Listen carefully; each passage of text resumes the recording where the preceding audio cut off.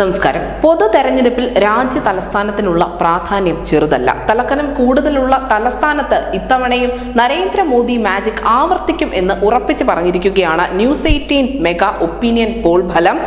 ആകെയുള്ള 7 സീറ്റുകളും NDA തന്നെ തൂത്തുവാരും എന്നാണ് ഈ ന്യൂസ് 18 സർവേ ഫലം അഭിപ്രായപ്പെടുന്നത്. കോൺഗ്രസ് നയിക്കുന്ന INDA എന്ന പ്രതിപക്ഷ മുന്നണിക്ക് ഒരു സീറ്റ് പോലും രാജ്യ തലസ്ഥാനത്ത് നേടാൻ സാധിക്കില്ല എന്നുകൂടി ഈ സർവേ വ്യക്തമാക്കുന്നു.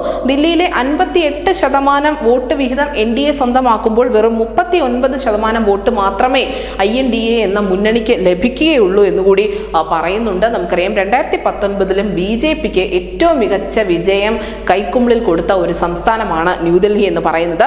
കഴിഞ്ഞ 2 നിയമസഭാ തെരഞ്ഞെടുപ്പുകളിലും ആം ആദ്മി പാർട്ടി തന്നെയാണ് സംസ്ഥാനത്ത് അധികാരത്തിലേറിയത് എങ്കിൽ പോലും അതിന്റെ പ്രതിഫലനം ഒന്നും തന്നെ ലോക്സഭാ തെരഞ്ഞെടുപ്പിൽ ഉണ്ടായിരുന്നില്ല. ലോക്സഭാ തെരഞ്ഞെടുപ്പിൽ എപ്പോഴും BJPക്ക് അനുകൂലമായി തന്നെയാണ് കഴിഞ്ഞ കുറച്ച് വർഷങ്ങളായി തലസ്ഥാനം മുന്നോട്ട് പോയിക്കൊണ്ടിരിക്കുന്നത്. എന്തായാലും സിറ്റിംഗ് MP ആയ മനോജ് തിവാരിയെ തന്നെ നോർത്ത് ഈസ്റ്റ് ദില്ലിയിലെ സ്ഥാനാർത്ഥിയായി BJP ഇതിനോടകം പ്രഖ്യാപിച്ചിട്ടുണ്ട്.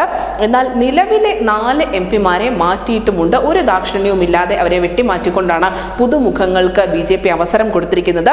ദക്ഷിണ ദില്ലിയിൽ രാംവീർ സിംഗ് വിദൂരിയും ചാന്ദിനി ചൌക്കിൽ പ്രവീൺ കന്ദേൽവാലും വെസ്റ്റ് ദില്ലിയിൽ കമൽജീത് ഷെറാവത്തും ന്യൂദില്ലിയിൽ സുഷമ സ്വരാജിന്റെ മകളായ ബാംസുരി സ്വരാജുമാണ് സ്ഥാനാർത്ഥികളായി വരുന്നത്. ദില്ലിയിൽ ആദ്യമായി ആം ആദ്മി പാർട്ടിയും കോൺഗ്രസ് പാർട്ടിയും സഖ്യം ചേർന്ന് മത്സരിക്കുന്ന ഒരു പൊതു തെരഞ്ഞെടുപ്പ് കൂടിയാണ് ഇത്. ആം ആദ്മി പാർട്ടി 4 സീറ്റുകളിലും കോൺഗ്രസ് പാർട്ടി 3 സീറ്റുകളിലുമാണ് മത്സരിക്കാൻ ഒരുങ്ങുന്നത്.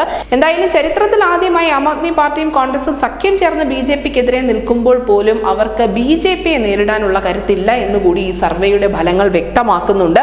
അങ്ങനെ ആം ആദ്മിയും കോൺഗ്രസ് പാർട്ടിയും കൈകോർക്കുമ്പോൾ അത്ഭുതങ്ങൾ സംഭവിക്കുമെന്ന് പറഞ്ഞ ആളുകൾക്കുള്ള ഒരു മറുപടി കൂടിയാണ് ഈ സർവേ ഫലം. അത്തരത്തിലുള്ള ഒരു അത്ഭുതവും രാജ്യ തലസ്ഥാനത്ത് സംഭവിക്കാൻ പോകുന്നില്ല എന്നും അവിടെ ഇത്തവണയും മോദി മാജിക് തന്നെ ആവർത്തിക്കപ്പെടും എന്നുമാണ് ന്യൂസ് 18 പറയുന്നത്. News desk news India Malayalam.